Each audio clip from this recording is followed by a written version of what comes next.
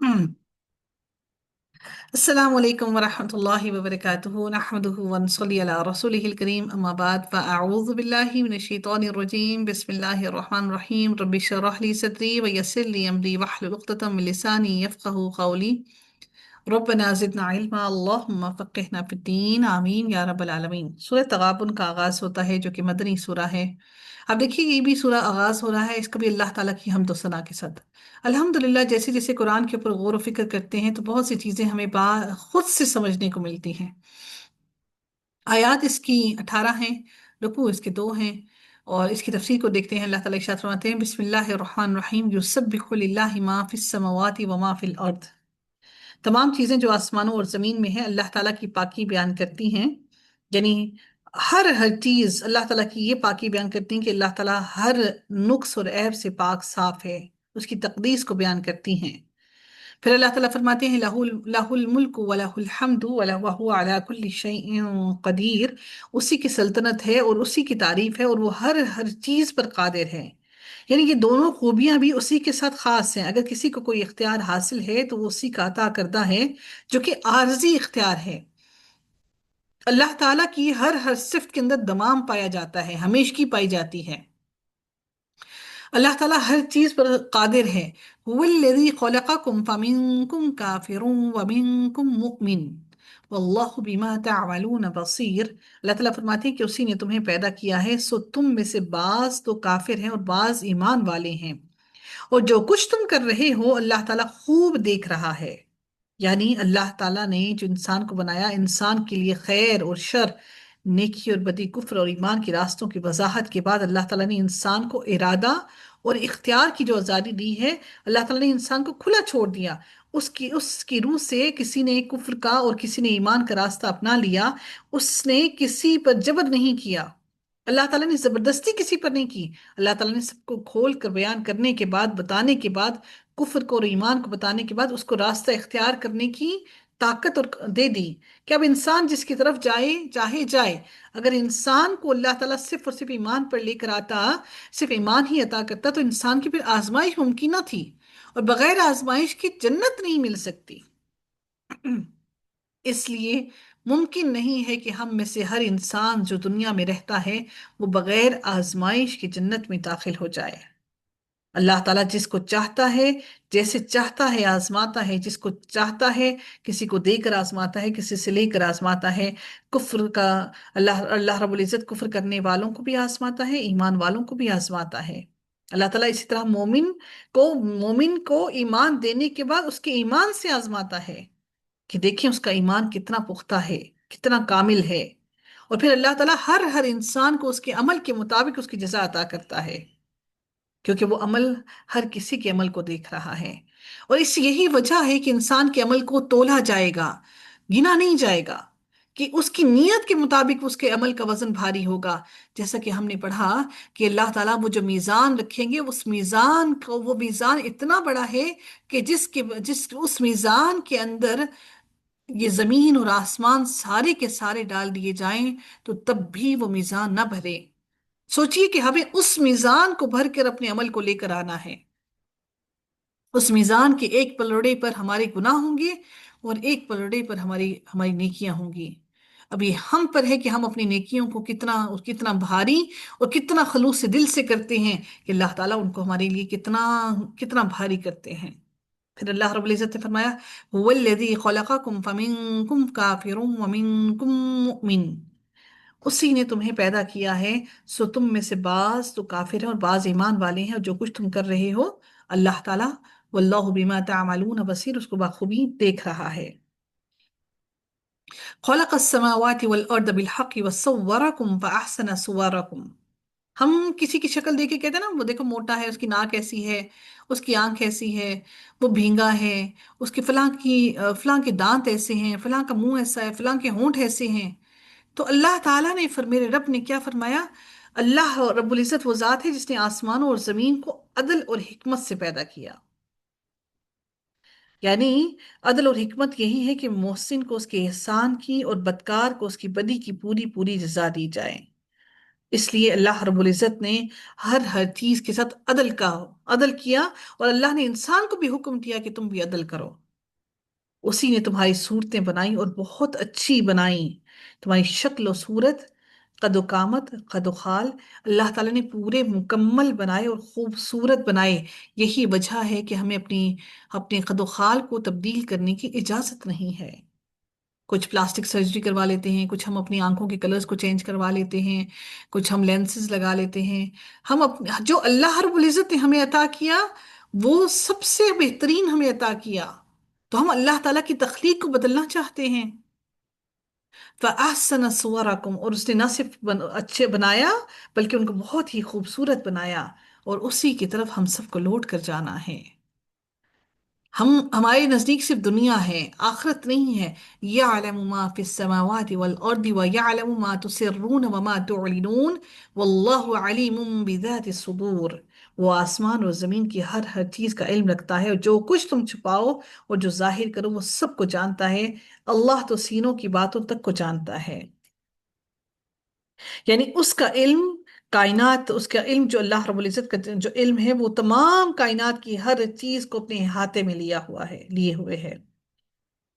اس کی علم نے انسان کے سینوں کے رازوں کو بھی محیط کر رکھا ہے، گھیر رکھا ہے۔ ہمارے دل کے اندر ابھی کوئی لہر اٹھتی نہیں، ہمارے دل کے اندر ابھی کوئی بات آتی نہیں کہ میرے رب اس کو بھی جانتا ہے۔ یہی وجہ ہے کہ اکثر اوقات ہم کہتے ہیں نا کہ مطلب ابھی دل میں سوچ رہے ہوتے ہیں، کچھ کھانے کو دل کر رہا ہوتا ہے، کچھ لینے کو دل کر رہا ہوتا ہے، اور میرا رب وہ معلوم نہیں کہاں سے وہ چیز ہمارے سامنے لے آتا ہے۔ یہ اس چیز کی علامت ہے کہ میرا رب سینوں کے بھید کو جانتا ہے۔ ہمارے دل میں بات اٹھتی نہیں کہ میرا رب اس کو سن لیتا ہے۔ أَلَمْ يَأْتِكُمْ نَبَأُ الَّذِينَ كَفَرُوا مِن قَبْلُ فَذَاقُوا وَبَالَ أَمْرِهِمْ وَلَهُمْ عَذَابٌ عَلِيمٌ۔ پھر میرے رب نے فرمایا، کیا تمہارے پاس اس سے پہلے کے کافروں کی خبر نہیں پہنچی جنہوں نے اپنے اعمال کا وبال چکھ لیا؟ کافروں نے اپنے اعمال کا، فَذَاقُوا وَبَالَ أَمْرِهِمْ، کافروں نے اپنے اعمال کا وبال چکھ لیا۔ کافروں نے اپنے ہر ہر عمل کا وبال چکھ لیا کہ انہوں نے کیا عمل کیا، اور اس کا اللہ تعالیٰ نے ان کو بدلہ دیا، اور جن کے لیے دردناک عذاب ہے۔ یہ بات جو ہے یہ اہل مکہ سے بالخصوص اور کفار عرب سے یہ خطاب کیا جا رہا ہے، اور اس سے قبل کافروں سے مراد قوم نوح، قوم عاد، قوم سمود وغیرہ کی قومیں تھیں، جنہیں ان کی کفر اور ان کی زیادتی کی وجہ سے دنیا میں عذاب سے دوچار کر کے اللہ تعالیٰ نے ان کو تباہ اور برباد کر دیا۔ دنیا کا عذاب الگ ہے، اور اللہ تعالیٰ نے فرمایا فَذَاقُوا وَبَالَ أَمْرِهِمْ، انہوں نے اپنے کیے ہوئے کا عذاب چکھ لیا۔ وَلَهُمْ عَذَابٌ عَلِيمٌ، یہ آخرت کا عذاب بھی باقی ہے۔ دنیا کا عذاب اللہ نے ان کو دنیا کے لوگوں کو دکھانے کے لیے دیا، لیکن آخرت کا عذاب ابھی باقی ہے۔ ذَلِكَ بِأَنَّهُ كَانَتْ تَأْتِيهِمْ رُسُلُهُم بِالْبَيِّنَاتِ فَقَالُوا أَبَشَرٌ يَهْدُونَنَا۔ اللہ رب العزت پھر فرماتے ہیں، یہ اس لیے کہ ان کے پاس ان کے رسول واضح دلائل لے کر آئے تو انہوں نے کہہ دیا کیا انسان ہماری رہنمائی کرے گا؟ یعنی وہ انسان کو کچھ سمجھتے ہی نہیں تھے۔ اللہ تعالیٰ نے ان کے پاس رسول کو بھیج دیا تاکہ رسول ان کو دنیا میں بتا دے کہ آخرت کے لیے کوشش کرو۔ یہ ان کی کفر کی علامت ہے کہ انہوں نے کیا کہا، کہ انہوں نے کہا کہ انسان ہماری رہنمائی کرے گا، بلکہ وہ چاہتے تھے کہ اگر اللہ نے رسول بنا کر بھیجنا ہی تھا تو اللہ تعالیٰ کسی فرشتے کو بھیجتا۔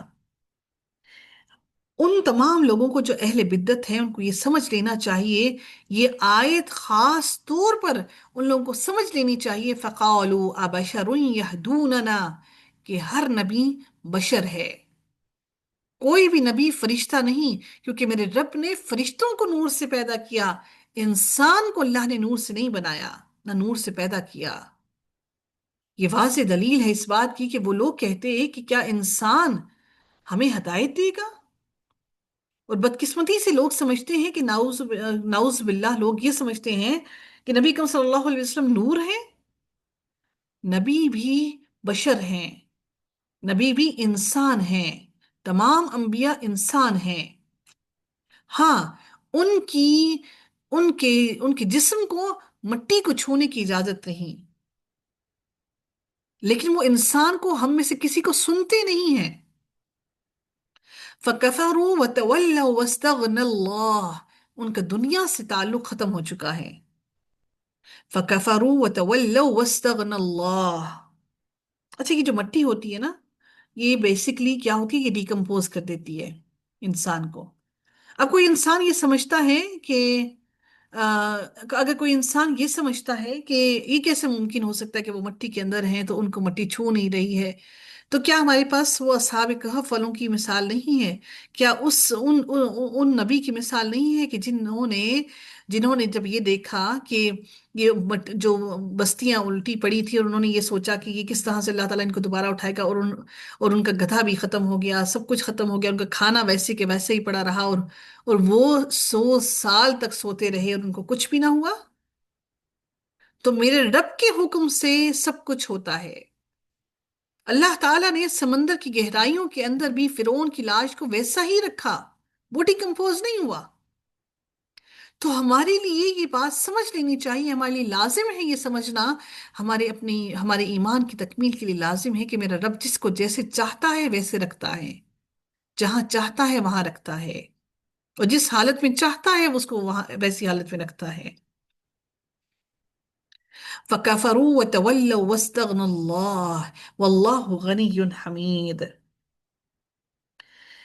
اللہ تعالیٰ فرماتے ہیں پس انکار کر دیا، فَكَفَرُوا، تو انہوں نے انکار کر دیا، اس بنا پر انہوں نے رسولوں کو رسول ماننے سے اور ان پر ایمان لانے سے انکار کر دیا کہ انسان ہماری رہنمائی کیسے کر سکتا ہے۔ وَتَوَلَّوْا وَاسْتَغْنَى اللَّهُ، اور وہ منہ موڑ گئے، انہوں نے منہ موڑ لیا، یعنی ان سے اعراض کر لیا، ان کی دعوت سے منہ موڑ لیا، دعوت کو مانا ہی نہیں، اس پر غور و فکر نہیں کیا، تدبر حاصل نہیں کیا۔ اللہ تعالیٰ فرماتے ہیں واللہ غنی حمید، اور اللہ نے بھی بے نیازی کی، واستغنى اللہ، اور اللہ نے بھی ان سے بے نیازی کر لی، یعنی ان کے ایمان اور ان کی عبادت سے اللہ نے بے نیازی کر لی۔ اور اللہ تو بہت ہی بے نیاز اور سب خوبیوں والا ہے، یعنی اس کو کسی کی عبادت سے کیا فائدہ حاصل ہے؟ اللہ کو کوئی فرق نہیں پڑتا، کوئی عبادت کرے نہ کرے، کوئی انکار کرے، کوئی اقرار کرے، اللہ کو کوئی نقصان نہیں، کوئی فائدہ نہیں۔ اللہ تو ہے ہی غنی، اللہ بے نیاز ہے، تو اس کو کوئی فرق نہیں پڑتا ہماری عبادت سے، اس کی عبادت ہماری اللہ تعالیٰ کی حمد و ثنا بیان کرنے سے۔ اس کی بے تحاشا مخلوقات ہیں جو اس کی حمد و ثنا بیان کرتی ہیں۔ زعم الذین کفروا ان لن یبعثوا قل بلی وربی لتبعثن ثم لتنبؤن بما عملتم۔ ان کافروں نے یہ خیال کیا، زعما، انہوں نے خیال کیا، کیا خیال کیا کافروں نے؟ زعم الذین کفروا، ان کافروں نے یہ خیال کیا ہے کہ دوبارہ زندہ نہیں کیے جائیں گے، لن یبعثوا، دوبارہ نہیں لٹائے جائیں گے، زندہ نہیں کیے جائیں گے، یعنی ان کا عقیدہ قیامت کے بارے میں کہ دوبارہ زندہ کرنے کا، وہ کہتے تھے ایسا نہیں ہو سکتا، انہیں یہ گمان تھا۔ اللہ تعالیٰ نے فرمایا قل، اے نبی آپ ان سے کہہ دیجئے بلا، کیوں نہیں، وربی لتبعثن ثم لتنبؤن بما عملتم، آپ کہہ دیجئے کہ کیوں نہیں، اللہ کی قسم تم ضرور دوبارہ اٹھائے جاؤ گے، پھر جو تم نے کیا ہے اس کی خبر دیے جاؤ گے، یعنی جو جو عمل تم نے کیے ہیں وہ سارے کے سارے عمل تمہیں کھول کھول کر بتائے جائیں گے، پھر جو تم نے کیا اس کی خبر دیے جاؤ گے، اور اللہ پر یہ بالکل ہی آسان ہے۔ وَذَلِكَ اللہ یسیر، اللہ پر یہ مشکل نہیں کہ تمہیں تمہارے اعمال کی خبر دے، وہ تو تمہارے سینوں کے بھیدوں کو بھی جانتا ہے، پھر جو تم نے عمل کر کے گواہ بنا لیے، جو فرشتوں نے لکھ لیا، اس کو اللہ تعالیٰ کو تمہارے لیے بیان کرنا، اللہ تعالیٰ کو تمہارے لیے دکھانا کون سا مشکل ہے؟ اللہ رب العزت کے لیے وہ قطعاً مشکل نہیں، اللہ کے لیے تو وہ بہت ہی آسان ترین ہے کہ اللہ تعالیٰ تمہارے عمل کو کھول کر بیان کر دے، دکھا دے تمہارے سامنے۔ یہ ہمارے لیے آج ہمارے لیے ہمیں دیکھنا چاہیے کہ ہم جو ویڈیوز بنا کر اس کو سیو کر لیتے ہیں، آج جو اے آئی آ گئی ہے کہ ہم کس کو کس طرح سے مولڈ کر لیتے ہیں، تو یہ ہمیں سوچ لینا چاہیے، ہم انسان جس میں کوئی طاقت نہیں، ہم اتنا کچھ کر سکتے ہیں، تو میرے رب نے ان تمام چیزوں کو کیسے محفوظ کر کے رکھا ہے۔ یہ عقل، شعور، سمجھ بوجھ بھی میرے رب نے ہمیں عطا کی ہے، وہ نہ عطا کرتا تو ہم کچھ بھی کرنے پر قادر نہیں۔ فآمنوا بالله ورسوله والنور الذي أنزلنا والله بما تعملون خبیر. سو تم اللہ پر اور اس کے رسول پر اور اس نور پر جسے ہم نے نازل فرمایا ہے ایمان لاؤ. یہ نور کیا ہے؟ یہ قرآن ہے. قرآن کیوں نور ہے؟ کیونکہ وہ ہدایت ہے، اور ہدایت نور ہے. اللہ تعالیٰ فرماتے ہیں کہ اللہ تعالیٰ اس نور سے، اللہ تعالیٰ آسمان اور زمین کا نور، اور اللہ تعالیٰ فرماتے ہیں کہ اللہ اس نور سے جس کو چاہتا ہے ہدایت عطا کرتا ہے. تو ہدایت بھی نور ہے، کیونکہ ہدایت روشنی ہے، اور وہ گمراہی سے، گمراہی کے اندھیروں سے روشنی کی طرف لے کر آتی ہے. والنوری، اس نور سے مراد قرآن ہے، یعنی کہ اور اس نور پر جسے ہم نے نازل فرمایا ہے ایمان لے آؤ. الذی انزلنا واللہ بما تعملون خبیر. اور اللہ تعالیٰ تمہارے ہر ہر عمل سے باخبر ہے. اللہ تعالیٰ تمہارے ہر عمل کو بخوبی جانتا ہے اور اس سے بخوبی واقف ہے، باخبر ہے اللہ رب العزت. یوم یجمعکم لیوم الجمع ذالک یوم التغابن. اس تغابن کے لفظ پر اس سورہ کا نام ہے. اللہ رب العزت فرماتے ہیں جس دن تم سب کو اس جمع ہونے کے دن جمع کرے گا، وہی دن ہے ہار جیت کا. قیامت کے دن کو یوم الجمع کہا جاتا ہے، یعنی کہ جمع ہونے کا دن، یوم الجمع. اس لیے کہا گیا کہ اس دن اول اور آخر سب کے سب لوگ ایک ہی میدان میں جمع ہوں گے. فرشتہ پکارے گا تو سب اس کی آواز سنیں گے، ہر ایک کی نگاہ آخر تک پہنچ جائے گی، کیونکہ درمیان میں کوئی چیز حائل نہیں ہوگی. یہ زمین بالکل سیدھی ہوگی، کوئی درخت کوئی چیز، اور یہ بالکل سفید ہوگی. اللہ تعالیٰ نے سورہ ہود میں فرمایا وہ دن جس میں سب لوگ جمع کیے جائیں گے، اور وہ دن جس میں سب حاضر کیے جائیں گے. اس میں اللہ تعالیٰ تمام کے تمام لوگوں کو حاضر کرے گا، اکٹھا کرے گا. اور جو شخص اللہ پر ایمان لا کر نیک عمل کرے، اللہ اس سے اس کی برائیاں دور کر دے گا اور اسے جنتوں میں داخل کرے گا، جس کے نیچے نہریں بہہ رہی ہیں، جن میں وہ ہمیشہ ہمیشہ رہیں گے. یہی بہت بڑی کامیابی ہے.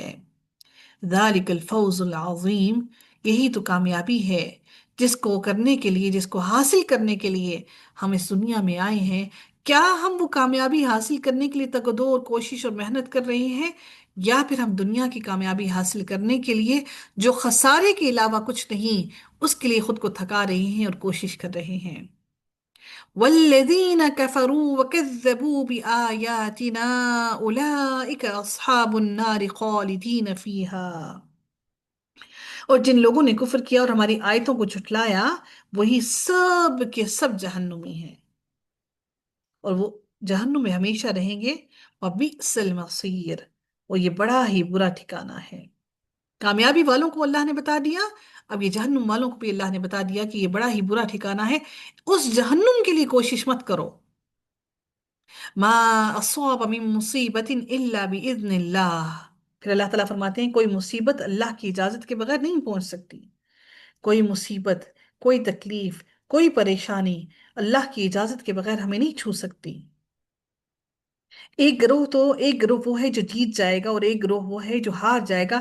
اہل حق اہل باطل پر، ایمان والے اہل کفر پر، اور اہل اطاعت معیست کرنے والے یعنی نافرمانی کرنے والوں پر اہل اطاعت جیت جائیں گے. سب سے بڑی جیت اہل ایمان کو یہ حاصل ہوگی کہ وہ جنت میں داخل ہو جائیں گے، اور وہاں ان گھروں کے بھی وہ مالک بن جائیں گے جو جہنمیوں کے لیے تھے.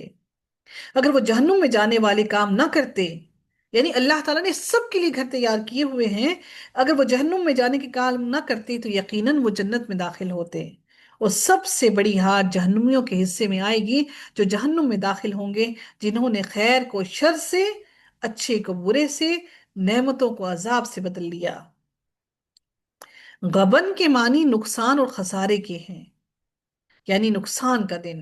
اس دن کافروں کو تو خسارے کا احساس ہوگا ہی، اہل ایمان کو بھی اس اعتبار سے خسارے کا احساس ہوگا کہ انہوں نے اگر اور نیکیاں کی ہوتی، اگر انہوں نے اپنے مزید اچھے عمل کیے ہوتے تو اس سے بھی بلند ترین درجات میں ہوتے.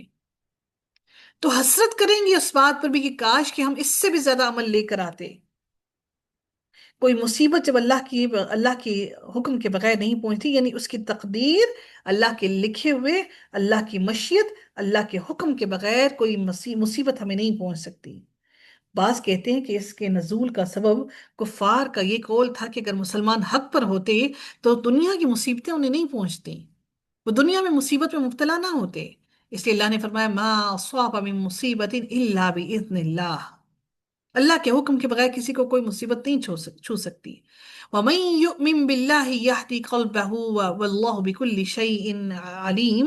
اللہ تعالیٰ فرماتے ہیں کہ جو اللہ پر ایمان لائے اللہ اس کے دل کو ہدایت دیتا ہے، اور اللہ ہر چیز کو خوب جاننے والا ہے، یعنی وہ جان لیتا ہے کہ اسے جو کچھ پہنچا ہے اللہ کی مشیت اور اس کے حکم سے ہی پہنچا ہے، اس لیے پھر وہ صبر کرتا ہے۔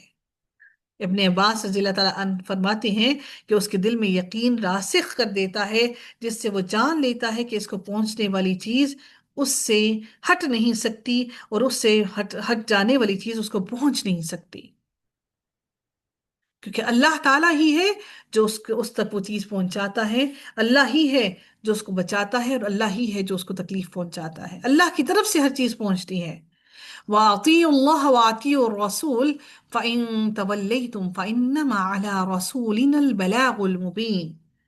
لوگو اللہ کا کہنا مانو، لوگو اللہ کی بات کو سنو اور رسول کا کہنا مانو، پس اگر تم اعراض کرو تو ہمارے رسول کے ذمے صرف صاف صاف پہنچا دینا ہے، یعنی رسول کا کام صرف اور صرف تمہارے تک پیغام کو پہنچا دینا ہے، باقی اس سے بڑھ کر رسول کا اور کوئی کام نہیں۔ اس لیے میرے رب نے کہا اللہ کی اطاعت کرو اور اس کے رسول کی اطاعت کرو۔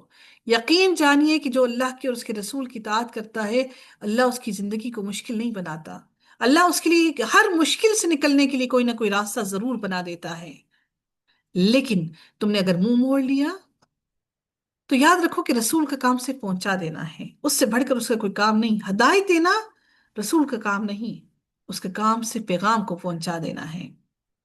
اب اللہ تعالیٰ اپنی ذات کے بارے میں فرماتے ہیں اللہ لا الہ الا ہو وعلی اللہ فلیتوکل المؤمنون۔ اللہ کے سوا کوئی معبود برحق نہیں، اور مومنوں کو اللہ پر ہی توکل رکھنا چاہیے۔ کیا میرا اور آپ کا توکل اللہ تعالیٰ پر وہ یقین کامل کے ساتھ ہے، یا ابھی بھی ہم کسی تذبذب میں کا شکار ہیں، یا ابھی بھی ہم کسی پریشانی کا شکار ہیں کہ شاید کہ یہ دعا قبول ہوگی یا نہیں ہوگی، ممکن ہے یہ بات قبول ہو یا نہ ہو؟ وہ جو شاید کا لفظ آ جاتا ہے یقیناً وہ ہمیں گمراہی کی طرف لے جاتا ہے، اور ایسے غافل دلوں کی دعاؤں کو اللہ قبول نہیں کرتا۔ یا ایہا الذین آمنوا ان من ازواجکم و اولادکم عدوا لکم فاحذروہم وان تعفوا وتصفحوا وتغفروا فان اللہ غفور رحیم۔ اللہ رب العزت مزید ارشاد فرماتے ہیں اے ایمان والو، تمہاری بعض بیویاں اور بعض بچے تمہارے دشمن ہیں، یعنی جو تمہیں صالح عمل کرنے اور اللہ تعالیٰ کی اطاعت کرنے سے روکتے ہیں۔ اگر آپ اور میں اپنے بچوں اور اپنی اولاد کی کام کاج میں مصروف ہیں، اور اپنے شوہر کی کام کاج میں مصروف ہیں، اپنے گھر بار کی کام کاج میں مصروف ہیں، تو ہم یقیناً اللہ تعالیٰ کے احکامات کو پیچھے کر کے ہم اس دنیا داری میں پڑے ہیں۔ اللہ تعالیٰ نے ایمان والوں سے کہا اے ایمان والو، تمہاری بعض بیویاں اور بعض بچے تمہارے دشمن ہیں جو تمہیں عمل صالح سے، اللہ کی اطاعت سے روکتے ہیں، وہ تمہارے خیر خواہ نہیں ہو سکتے۔ اللہ تعالیٰ فرماتے ہیں فَاحْذَرُوهُمْ، پس تم ان سے ہوشیار ہو جاؤ۔ یہ اولاد مال دولت سب فتنہ ہے، یہ اللہ کی آزمائش ہے، تم ان سے ہوشیار ہو جاؤ، اور اگر تم معاف کر دو، درگزر کر جاؤ اور بخش دو تو اللہ تعالیٰ بخشنے والا مہربان ہے۔ یعنی ان کے پیچھے لگنے سے بچو، بلکہ انہیں اپنے پیچھے لگاؤ تاکہ وہ بھی اطاعت الہی پر آ جائیں۔ تم ایسا نہ ہو کہ تم بھی انہیں کی باتوں میں سن کر ان کو دنیا انجوائے کروانے کے چکروں میں لگ جاؤ، بلکہ ان کو اپنی اطاعت میں لے کر آؤ، ان کو اپنی بات منواؤ تاکہ وہ بھی اللہ کی اطاعت کرنے والے بن جائیں۔ اس کا سبب نزول یہ بیان کیا گیا ہے کہ مکے میں مسلمان ہونے والے بعض مسلمانوں نے مکہ چھوڑ کر مدینہ آنے کا ارادہ کیا، جیسا کہ اس وقت ہجرت کا حکم بڑا ہی نہایت تاکید کے ساتھ کیا گیا تھا، لیکن ان کے بیوی بچے آڑے آ گئے۔ اور انہوں نے انہیں ہجرت کرنے نہیں دی۔ پھر بعد میں جب وہ رسول اللہ صلی اللہ علیہ وسلم کے پاس آ گئے تو دیکھا کہ ان سے پہلے آنے والوں نے دین میں بہت زیادہ سمجھ بوجھ حاصل کر لی، کیونکہ نبی کریم صلی اللہ علیہ وسلم کے ساتھ آئے تھے تو دین انہوں نے زیادہ سیکھ لیا۔